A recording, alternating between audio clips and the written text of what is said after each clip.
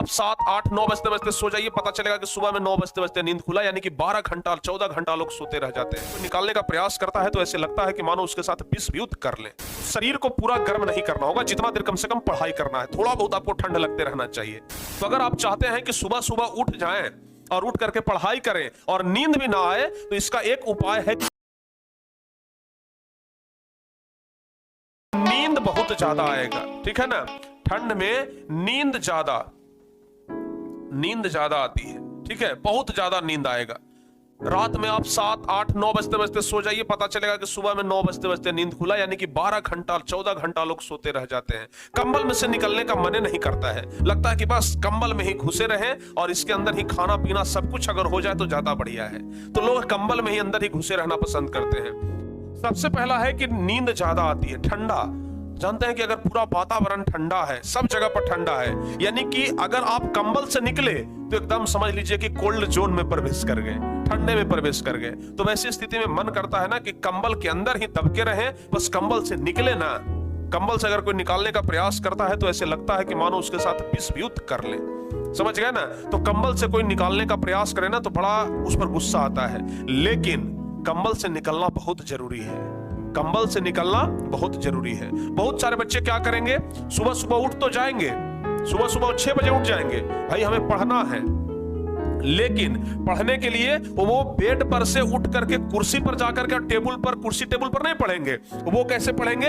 इस तरीके से पढ़ेंगे, या तो बेड पर ही लेट जाएंगे, ऊपर से कंबल ओढ़ लिए और अंदर पढ़ाई कर रहे हैं। पता चलता है कि आधा घंटा आते आते फिर से नींद आ गया। या फिर बहुत सारे बच्चे अगर बैठ करके पढ़ते हैं तो जिस कंबल को ओढ़े हुए थे रात भर, उसी कंबल को पूरा एकदम लपेट लेते हैं और थोड़ा सा बस फेस दिखाते हैं और फेस से पढ़ाई करते रहते हैं। पूरा शरीर अंदर है और बस फेस। अरे भाई, जब तक शरीर को कष्ट नहीं दोगे ना तब तक नींद आएगा। ठीक है ना? अब पूरा शरीर को एकदम ढके हुए हैं, शरीर तो एकदम गर्म है। जब पूरा शरीर गर्म रहता है ना तो फिर नींद आ जाता है। तो इसलिए ठंडा में अगर पढ़ाई करना है तो शरीर को पूरा गर्म नहीं करना होगा, जितना देर कम से कम पढ़ाई करना है, थोड़ा बहुत आपको ठंड लगते रहना चाहिए, तब जाकर के पढ़ाई आप कर सकते हैं। ठीक है ना? थोड़ा बहुत ठंड लगते रहेगा तो पता चलेगा कि नींद नहीं आ रहा है, और नींद नहीं आ रहा है तो फिर आपका पढ़ाई होते रहेगा। अच्छा, नींद बहुत ज्यादा आता है, इसके पीछे का एक और कारण है, ध्यान से सुनिएगा। नींद ज्यादा आता है, इसके पीछे का एक और कारण है कि ठंड में लोग पानी बहुत कम पीते हैं, पानी बहुत कम पीते हैं। तो अगर आप चाहते हैं कि सुबह सुबह उठ जाएं और उठ करके पढ़ाई करें और नींद भी ना आए, तो इसका एक उपाय है कि आप पानी ज्यादा पिए। ठीक है ना? पानी ज्यादा पिए।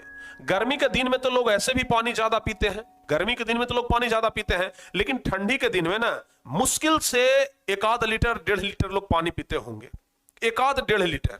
ठीक है ना? जबकि शरीर को चाहिए कितना? 4 से 5 लीटर। तो इसलिए ठंडी में ऐसा लगता है ना कि आलस आ रहा है, शरीर में एनर्जी नहीं मिल पाता है, एनर्जी मिलता ही नहीं है ना, क्योंकि आप पानी तो भाई पानी आप पी ही नहीं रहे हैं, और शरीर के लिए पानी ज्यादा जरूरी है। 1 लीटर 2 लीटर पर पूरा दिन क्या काम चला रहे हैं, तो जबरदस्ती अगर बिना तेल के गाड़ी चलाइएगा तो कितना देर तक चलेगा?